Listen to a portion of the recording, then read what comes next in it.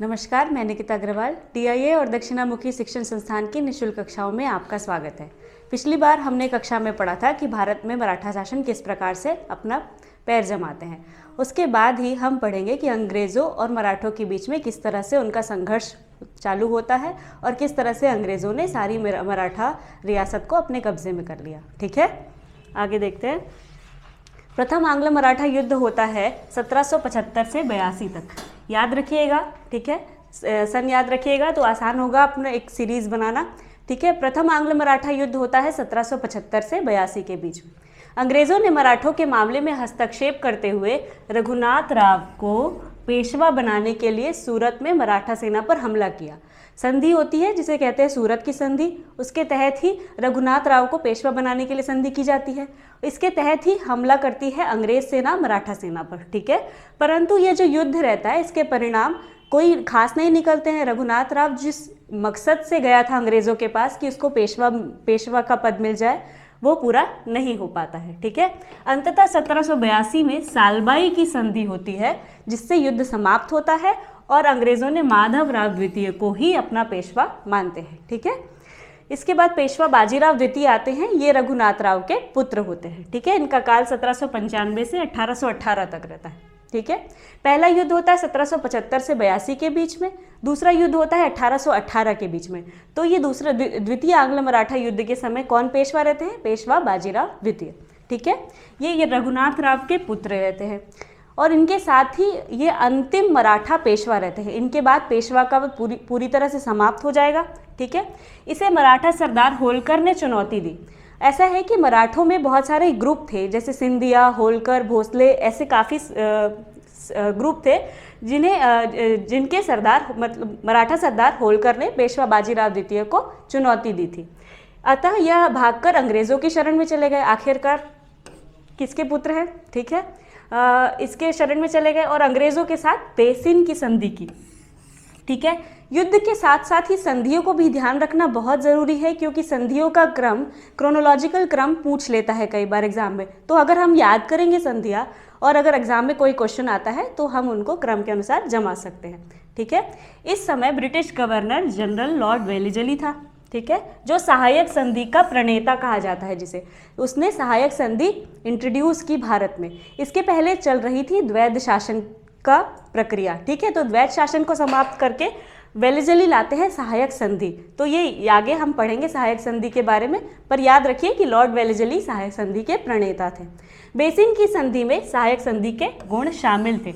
यह संधि तो वेलिजली के साथ हुई थी, पर उन्होंने क्या कर लिया ब्रिटिश कंपनी ने कि उन्होंने मराठों को अपने ऊपर निर्भर कर लिया। सहायक संधि का मतलब ये होता है कि जब दो चीज़ एक दूसरे के ऊपर डिपेंड की जाए। ठीक है, परंतु ब्रिटिश कंपनी ने मराठों को अपने ऊपर पूरी तरह से निर्भर कर लिया। ठीक है, इस संधि के तहत पेशवा ने ब्रिटिश संरक्षण स्वीकार कर लिया। ब्रिटिश संरक्षण का अर्थ ये होता है कि जब किसी रियासत में ब्रिटिश सेना, ब्रिटिश कंपनी की सेना उनके पास रहे, जिनका खर्च कौन देगा? पेशवा देंगे। ठीक है, और कभी भी ज़रूरत पड़ने पर ब्रिटिश सेना उनकी मदद करेगी। तो यही होता है कि ब्रिटिश संरक्षण। ठीक है, जिसमें कंपनी की सेना किसी खास रियासत में रहती। एक ब्रिटिश सेना पूना में रखने की बात की गई। किसकी संधि के तहत? बेसिन की संधि के तहत पूना में एक सेना रखने की बात की गई। और सेना का खर्च कौन देगा? पेशवा देगा। ठीक है, मराठे 26 लाख रुपये सालाना अंग्रेज़ों को देंगे ताकि वो सेना का रख रखाव कर सकें। और इस तरह ही विदेश नीति किनके हाथ में चली जाती है? मराठों की विदेश नीति चली जाती है ब्रिटिश के हाथ में, ब्रिटिश कंपनी के हाथ में। ठीक है, और यह बेसिन की संधि मराठों के लिए एक अपमानजनक संधि है, क्योंकि उन्होंने अपना सब कुछ किनके हाथ में दे दिया? ब्रिटिश संरक्षण के हाथ में दे दिया, ब्रिटिश कंपनी के हाथ में दे दिया। ठीक है, द्वितीय आंग्ल मराठा युद्ध। इस समय कौन रहते हैं? बाजीराव द्वितीय रहते हैं। ठीक है, युद्ध के दौरान वेलिजली ने मराठा सरदारों को अलग अलग युद्ध में पराजित किया। मराठा सरदारों को मतलब जैसे कि कभी भोसले सरदार को पराजित किया, कभी सिंधिया सरदार को पराजित किया। ठीक है, कभी होलकर को। विभिन्न संधि करके उनके क्षेत्र अपने अधिकार पर कर लिए ईस्ट इंडिया कंपनी ने। ठीक है, देखिए यहाँ पर कुछ इंपॉर्टेंट संधियाँ हैं। संधियों को याद रखिए कि किनके साथ की गई, किस क्रम में की गई और कहाँ कहाँ की संधियाँ हैं। ठीक है, तो भोसलों के साथ होती है देवगांव की संधि, 1803 में। कब? द्वितीय आंग्ल मराठा युद्ध के समय। सिंधिया के साथ होती है सुरजी अर्जुन गांव की संधि 1803 में, भोसले के साथ देवगांव की, सिंधिया के साथ सूजी अर्जुन गांव की, और होलकर के साथ होती है राजपुर घाट की संधि।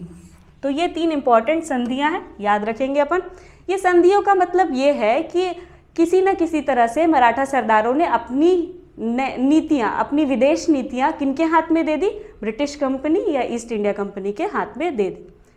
तृतीय आंग्ल मराठा युद्ध है 1817 से 1818। इसमें एक इम्पॉर्टेंट ग्रुप सामने आता है, पिंडारी। हमने एक पिक्चर देखी होगी वीर, वो किनके बारे में? पिंडारियों के बारे में। पिंडारी एक मुख्यतः एक ऐसा समूह होता है जो लूटपाट करके अपनी जीविका चलाते हैं, ठीक है। और मराठों के साथ में लूटपाट करके उनको फ़ायदा पहुंचाने वाले थे पिंडारी। तो एक तरह से एक गुट होता है मराठों और पिंडारियों का। पर अंग्रेज़ों के साथ में समस्या ये हो रही थी कि पिंडारी जब लूटपाट करते थे तो उनकी कानून व्यवस्था लड़खड़ा जाती थी। अब जिस तरह से अगर व्यवस्था लड़खड़ा जाती थी तो किसको प्रॉब्लम हो रही थी? अंग्रेज़ों को।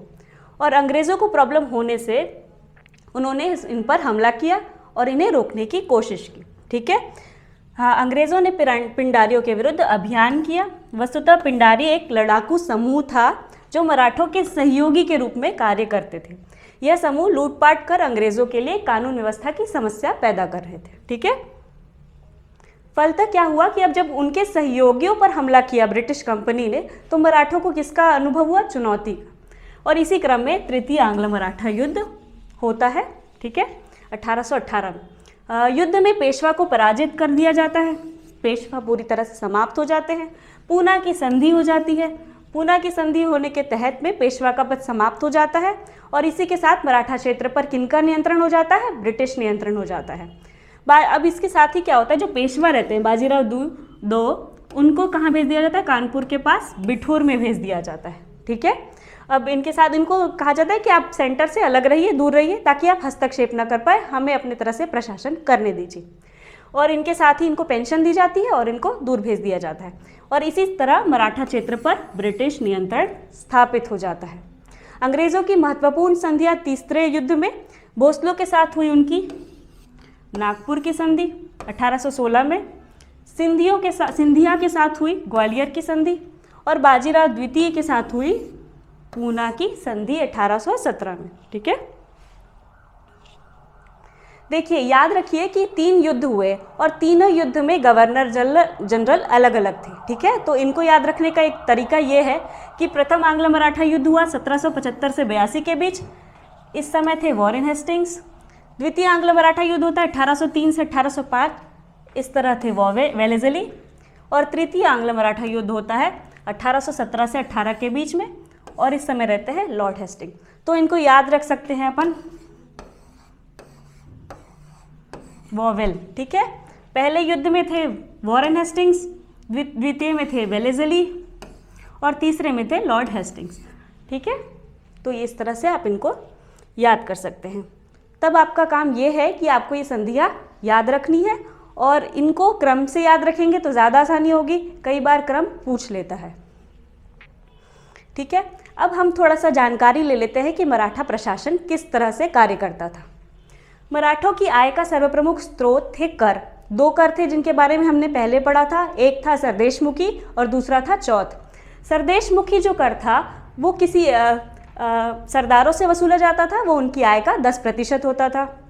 और चौथ जो था वो अवैध कर था और लूटपाट के जरिए हासिल होता था, ठीक है। सरदेशमुखी मराठा सरदारों से वसूला जाता था 10% और सीधे छत्रपति के पास जाता था, मतलब डायरेक्ट राजा के पास वो कर जाता था। इसके विपरीत चौथ जो था वो पड़ोसी राज्यों पर हमला करके लूटा जाता था, ठीक है। और इसका उनकी आय का 1/4% हिस्सा लिया जाता था। इस चौथ का विभाजन भी विभिन्न भागों में होता था। जैसे अब क्या होता है, कई बार घूस होती है तो घूस का भी विभाजन होता है, एक विभाग में अलग अलग प्रकार से सबका हिस्सा कमीशन बटा होता है। तो ये भी उसी प्रकार था चौथ, जो कि बिल्कुल वैध नहीं था परंतु सबको हिस्सा मिलता था उसका, ठीक है। तो पहले चौथ का भाग होता है मोकास। चौथ का सर्वाधिक भाग 66% किसको जाता था? जो मराठा सरदार उस अभियान को करता था उसके पास सबसे अधिक भाग जाता था। ठीक है। दूसरा होता था बाबती। प्राप्त चौथ का 25% छत्रपति को मिलता था। वैध नहीं था कर, लेकिन हिस्सा किसके पास जाता था? राजा के पास। ठीक है। तीसरा था सहतोरा। चौथ का 6% पंत संचित को मिलता था। पंत संचित क्या होते हैं? ये वो होते हैं, वो अधिकारी होते हैं जो पत्राचार को देखते हैं, देखभाल करते हैं, मतलब जो खबरें यहाँ से वहाँ पहुँचाते हैं, क्योंकि उनके बिना कोई भी अभियान करना असंभव होता है। ठीक है। तो उनको भी एक कमीशन मिलता था 6% का। उसके बाद आता था नादगोंडा। नादगोंडा चौथ का चौथा भाग 3% छत्रपति के विवेक पर छोड़ दिया जाता था कि जिनसे खुश हो वो उनको दे दें। ठीक है। तो इस तरह से एक करके 4 हिस्से होते थे और चारों का हिस्सा कमीशन फिक्स था कि उनको इतना इतना मिलेगा। यह वैध कर नहीं है, ये लूट पाट करके लिया जाने वाला कर है। ठीक है। तो ये देखने की बात है, अब याद कर लीजिएगा इसे। अब देखिए कि एक हायरार्की होती थी मराठा साम्राज्य में। किस तरह से? छत्रपति जो होते थे राजा, एक रियासत के राजा, मराठा साम्राज्य के राजा, सबसे सर्वोपरि होते थे छत्रपति। उसके अंतर्गत आते थे पेशवा, मतलब प्रधानमंत्री। ठीक है। प्रधानमंत्री, राजा के अंदर आए प्रधानमंत्री। राजा हो गया सर्वोपरि, उनके कामों का संचालन करने वाला आता है प्रधानमंत्री। अब प्रधानमंत्री से नीचे आते हैं सरदार। ये कह लीजिए आज के मुख्यमंत्री के हिसाब से हो गए। ठीक है। प्रधानमंत्री के बाद आ गए मुख्यमंत्री।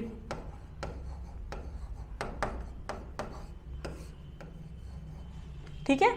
उनके बाद आते थे पाटिल। पाटिल जो होते थे वो गांव के प्रमुख अधिकारी होते थे, उन्हें पटेल भी कहते हैं।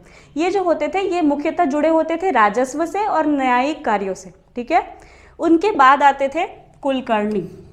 पाटिल के नीचे आते थे कुलकर्णी, जो ग्राम भूमि का लेखा जोखा रखते थे। ठीक है। इनके बाद आते हैं चौगुले। चौगुले मतलब ये रिकॉर्ड कीपिंग का देखभाल करते थे। अगर जैसे इन्होंने लेखा जोखा किया, जो पुस्तकें बनाई, उनका देखभाल करते थे चौगुले। ठीक है। उसके बाद आते थे अलूटे बलूटे। 12 एक गांव में 12 अलूटे बलूटे होते थे, जो मुख्यतः शिल्पी या व्यावसायिक समूह के लोग होते थे। तो ये याद रखिए, कई बार शब्द पूछ लेता है, उनके 4 अर्थ देके उनमें से सही अर्थ चुनिए इस प्रकार से। तो ये हायरार्की याद रखिए। ठीक है, आपके काम आएगी। इसके साथ ही आज की क्लास यहीं समाप्त करते हैं। धन्यवाद।